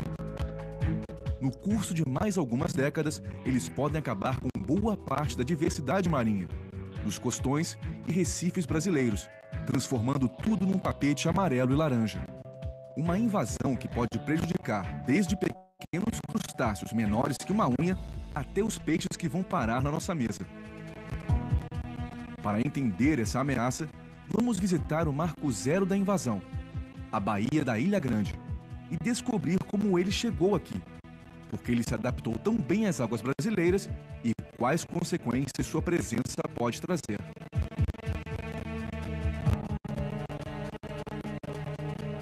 O coral-sol chegou aqui na Baía da Ilha Grande provavelmente na década de 80.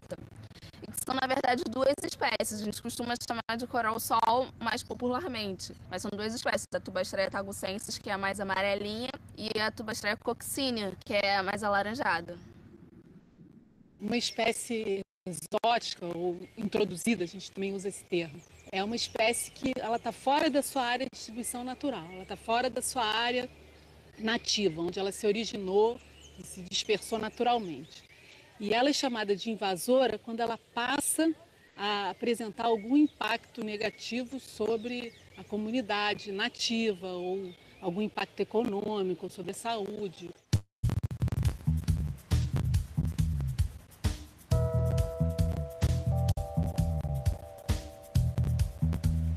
No Brasil, o principal núcleo de estudo das duas espécies pertence à Universidade do Estado do Rio de Janeiro. Desde o fim dos anos 90, dezenas de biólogos se dedicam a uma pesquisa exaustiva da espécie, seus hábitos e riscos, mergulhando com frequência nas águas ao largo da ilha para entender melhor a ameaça. Tem alguns lugares que a gente dava para ver uma densidade absurda do coral-sol, assim, por metro quadrado. Você olha, tem alguns paredões que tem muito.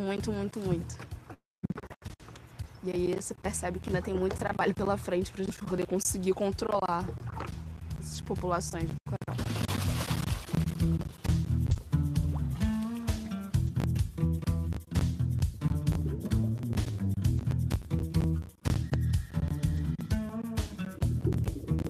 O coral-sol, ele cresce em média 1 centímetro ao ano. Isso para um coral é muito alto. Em média, os corais têm um crescimento de meio centímetro, 0,4. De modo geral, espécies de invasores têm algumas características que facilitam a sua expansão, né? Geralmente são de rápido crescimento, eles se produzem com facilidade, né? Muitas vezes as larvas ou os esporos que são produzidos em grande quantidade e rapidamente, né? Então, os organismos ficam sexualmente maduros bem cedo. Tudo isso facilita a expansão da população. O que acontece aqui no Brasil é que ele encontra alta disponibilidade de espaço para se estabelecer e não possui esses competidores e inimigos naturais que ele possui na área nativa.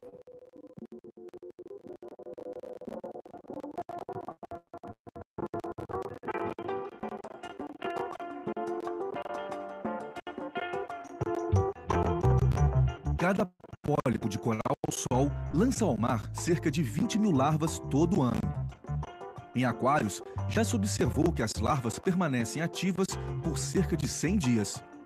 E quando aderem ao costão rochoso, vão se transformando em um coral que cresce e se espalha muito mais rápido que qualquer coral brasileiro. Os costões rochosos onde o coral-sol fez sua nova casa são um ecossistema complexo, condicionado ao ir e vir contínuo das marés. O costão rochoso, ele pode ser dividido em 3 partes, né? A parte de cima a gente chama de supralitoral, que é uma parte que basicamente não tem influência do mar, a não ser por um spray marinho que acaba batendo nessa região e afetando principalmente a salinidade, né, que se acumula na rocha. A partir dessa linha aqui, mais ou menos, você passa a ter o que a gente chama de mesolitoral, que é justamente a parte que, durante a maré alta, ela é coberta de água e durante a maré baixa, ela é descoberta, expondo esses organismos, que são basicamente marinhos, ao ar e ao sol, principalmente. Por fim, a faixa do infralitoral, que fica inundada mesmo na maré baixa. Encontramos aqui algas, esponjas, ascídeas, peixes, diversos crustáceos e muitos corais nativos brasileiros. É nessa faixa que o coral-sol se instala. Ele ocupa fendas e zonas escuras onde há relativamente menor competição por espaço. Ele só pode se instalar aí porque, ao contrário de quase todos os corais presentes no costão brasileiro, não depende da luz do sol. O coral-sol se alimenta de pequenos animais suspensos na água, conhecidos como zooplâncton. Quando você vê um paredão cheio de só de coral-sol, efetivamente, tinha alguma coisa lá antes. O substrato no costão rochoso específico do coral está sempre ocupado com alguma coisa, ou com um microalga que está aquecendo um filme, ou macroalgas, ou corais, ou esponjas, ou assídios, um monte de coisa. O espaço é muito precioso nesse ambiente. Você não vê espaço vazio. Então, quando você tem paredão só do coral-sol, alguma coisa sai do lá. O que a gente tem nos corais, nos recifes mais rasos do Brasil, são poucas espécies de coral em comparação com o Caribe e principalmente em comparação com o Pacífico. Dessa forma, o que acontece com uma espécie invasora do Pacífico, como é o coral-sol, é que ela vem de um local onde ela tem muito mais diversidade de competidores, de inimigos, e aqui ela não tem essa mesma recepção. E é o que acontece, ela acaba se estabelecendo muito mais facilmente e tendo uma distribuição muito mais ampla do que aquela que ela apresenta na área nativa, onde ela é controlada. Nessa luta por espaço, o coral-sol avança sobre diversas espécies presentes no costão. Perto da superfície, disputa espaço com mexilhões, cracas e outros animais. Mais abaixo, começa a tomar o espaço antes ocupado por esponjas, algas e pelo zoantídeo, popularmente conhecido como baba de boi ou babão. Em seguida, avança sobre algumas espécies presentes somente no Brasil, como o coral-cérebro Mucismylia híspida. Às vezes, observando embaixo d'água, você vê um coral-cérebro e no entorno dele já se estabelecendo pequenos pólipos ou até pólipos já grandes de coral-sol. Os pesquisadores já detectaram diversos indícios de que as duas espécies de coral-sol liberam toxinas capazes de atacar e danificar outros corais e afastar predadores como crustáceos e peixes. O que tende a acontecer, então, é o coral-sol causar necrose nesse coral-cérebro e, a partir de então, ocupar o espaço que ele ocupava. Tanto o coral Tubastreia tagucensis quanto Coccinia já extravasaram a muitas fronteiras da Baía de Ilha Grande. Já há registros de contaminação pelo coral-sol em Santa Catarina, São Paulo, no resto do litoral do Rio de Janeiro e Espírito Santo. Em sua expansão, as duas espécies chegaram a Salvador no começo de 2010. Entre esses dois locais fica o arquipélago de Abrolhos, berço de um dos ecossistemas marinhos mais diversos e sensíveis de todo o Atlântico Sul. Se o coral-sol continuar se dispersando e se estabelecendo ao longo da costa brasileira, ele pode realmente ameaçar a biodiversidade nativa. Imagina o coral-sol se estabelecendo, por exemplo, numa área como Abrolhos, né, que tem espécies que só são encontradas ali. Então ele vai ameaçar realmente essas espécies. E a introdução do coral-sol pode diminuir essa biodiversidade, né, que eu acho que é a nossa maior riqueza. A bioinvasão é uma das principais causas de perda de espécies no mundo. Em ilhas, ela pode chegar a ser a primeira. Então, não é um problema para a gente deixar passar, é um problema que a gente tem que se preocupar. Ela causa prejuízo no mundo inteiro. Invasão biológica é uma forma de poluição, é um contaminante e que ele tem que ser tratado como tal. O país tem uma costa muito extensa, tem ainda refúgios naturais, recifes intocados, uma biodiversidade grande, que a gente sabe que tem que ser preservada, e a invasão é uma ameaça concreta.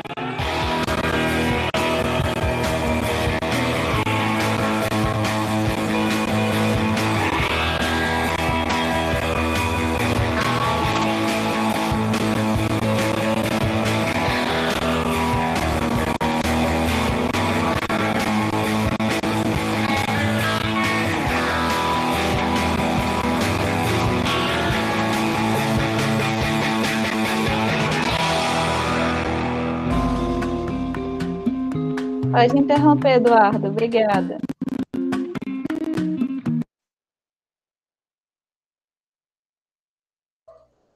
E aí, gente, gostaram do vídeo? Esse fala um pouco mais da biologia, da interação com o ecossistema, né, tudo. Eu acho que dá pra gente terminar assim o encontro, hein, sabe? Eu acho que a gente fecha com chave de ouro.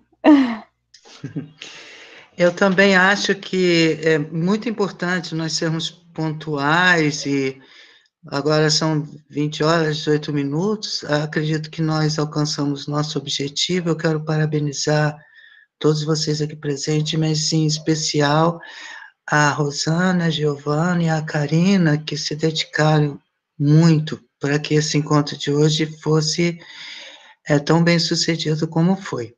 Então, eu vou me despedir aqui, passar a palavra a elas, para elas darem um tchau final para todos vocês, tá? Boa noite para todos.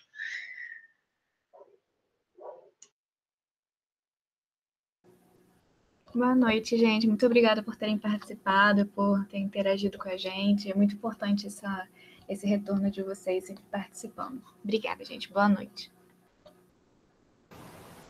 Obrigada, gente, pela presença de todos vocês. Obrigada, realmente. Karina, agora você dá uma boa noite final para todos, com esse seu sorriso. Tá bom, Sábio, calma, respira. Então, gente, obrigada, viu, pela presença de todo mundo. Obrigada por não terem me deixado sozinha, falando sozinha. A interação de vocês foi muito legal. A Cristiane trouxe várias coisas novas também. Aí, a Vitória já vai me criticar, mentira. Obrigada por não ter me deixado sozinha. Claro, você não deixava. Brincadeira. Um professor falante desse aqui, você nunca fica sozinha, né? Todo mundo muito falante. Então, gente, foi ótimo. Espero que vocês tenham gostado. E até terça-feira, né? Terça a gente vai trazer um assunto bem legal. Vai ser do fogo, né? E a atuação do fogo nos diferentes biomas, principalmente no Cerrado. Espero que vocês estejam empolgados como eu estou. Boa noite e até terça-feira. Tchau. E agradeço também ao Sábio, eu não falei nada, né? Obrigada, Sábio. Obrigada, Eduardo. Obrigada, gente. E é isso. Beijo. Boa noite.